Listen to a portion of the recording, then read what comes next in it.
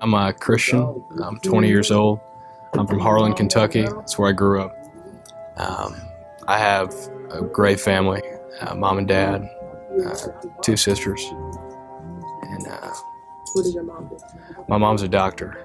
Yeah, and my dad he does business with a family company in the Midwest. So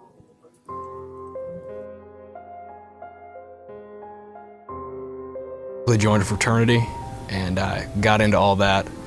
And I told myself when I was younger that I'd never do drugs or anything. That just wasn't me. And when I got there, I found myself, I wanted to fit in. Everybody was doing it. Everybody. It just seemed like the thing to do, and it seemed like the cool thing to do, and I was going to be that. It started to get, things went downhill. I told you I'd been on Xanax before, and then I found that again.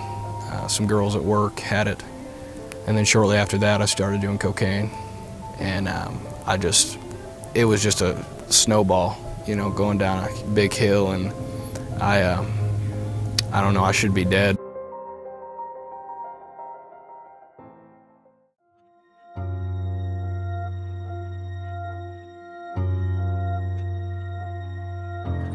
Memphis has a high drug problem and crime problem as a result of poverty, joblessness, lack of opportunities for employment, and education.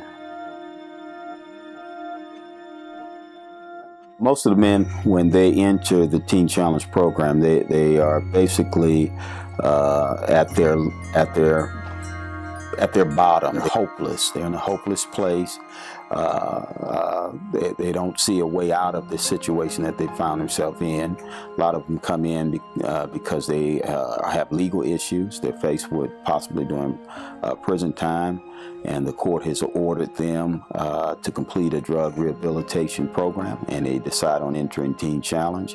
And many of them just come really searching for hope. Some of them are not necessarily here because they come in because they necessarily want to change. They come in because they have a legal issue sometime. But many of them come because they just feel hopeless, and they don't know what to do. And so they're looking for help. They're looking for hope. And so Teen Challenge offers that.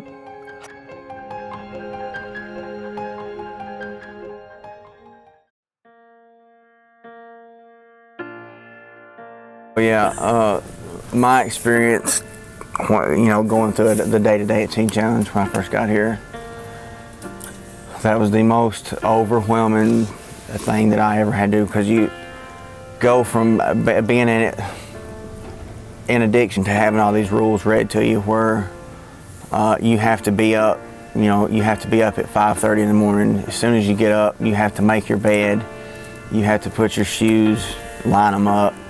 You know, your clothes have to be a certain way. You know, when you wake up, you can't talk for the first hour. It was just like, what have I got myself into? You know, it's just kind of like, what is this? You know.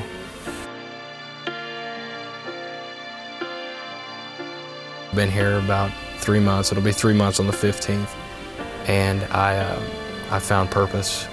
God has a plan for me, and nobody can take that away from me. And it's still hard here. There are days when I still want to leave, but I realize that God has me here for a reason, and I'm doing what He wants me to do, and that's all I can go by right now.